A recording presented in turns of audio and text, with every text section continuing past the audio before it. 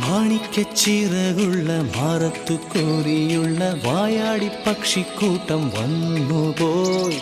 കാടൊന്നു കാണാനായി കൂടൊന്നു കൂട്ടാനായി ആകാശപ്പുഴ നീതി കുതിച്ചുപോയി.